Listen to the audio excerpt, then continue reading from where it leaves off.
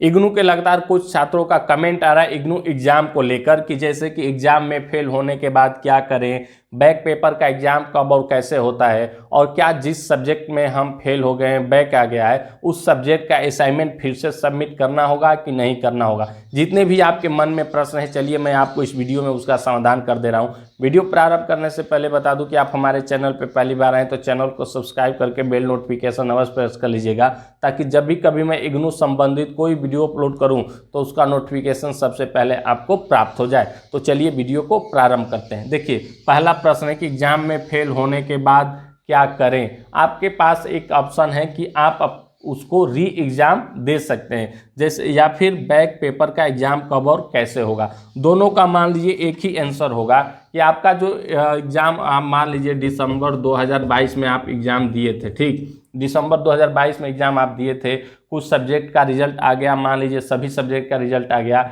एक या दो सब्जेक्ट में आप फेल हो गए हैं, बैक आ गया है, तो आप क्या करेंगे, आपके पास क्या ऑप्शन है।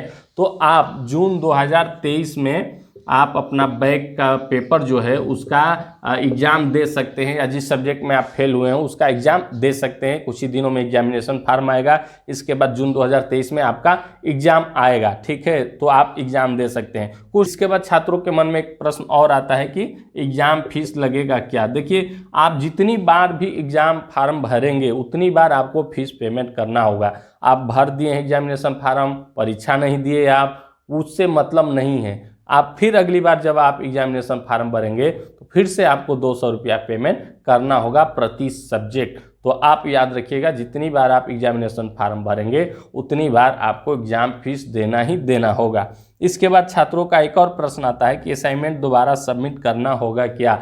देखिए, यहाँ पे आपका दो प्रश्न आता है कि मान लीजिए असाइनमेंट आप थ्योरी पेपर में, जिस पेपर में फेल हुए हैं, केवल थ्योरी पेपर में, तो आप थ्योरी पेपर का दोबारा एग्जाम देंगे, न कि असाइनमेंट आपको देना है। हाँ, असाइनमेंट में अगर आप फेल रहेंगे तब फिर आपको असाइनमेंट भी दोबारा देना होगा। यहाँ पे थ्योरी पेपर और असाइनमेंट पेपर दोनों अलग अलग है, ठीक है, दोनों में आपको पास होना है, और दोनों में अगर आप फेल हो गए तो थ्योरी भी फिर से देना होगा, असाइनमेंट भी फिर से देना होगा। लेकिन आप केवल थ्योरी पेपर में फेल हैं तो थ्योरी दोबारा देंगे, असाइनमेंट में आप पास है तो दोबारा असाइनमेंट आपको नहीं देना है। एक बात याद रखिएगा कि छात्रों के मन में भ्रांति रहती है कि हम थ्योरी पेपर में फेल हो गए जिस सब्जेक्ट का, उसी सब्जेक्ट का हम असाइनमेंट दे दिए हैं, जमा कर दिए हैं, तो क्या फिर से देना होगा क्या। नहीं, असाइनमेंट आपको नहीं देना है, केवल थ्योरी पेपर ही आप दोबारा देंगे। इस प्रकार से आपके सामने एक ऑप्शन है कि आप जून 2023 में अपना एग्ज़ाम दे सकते हैं, या इसके पहले के जो छात्र हैं जिनका एक सब्जेक्ट रह गया है,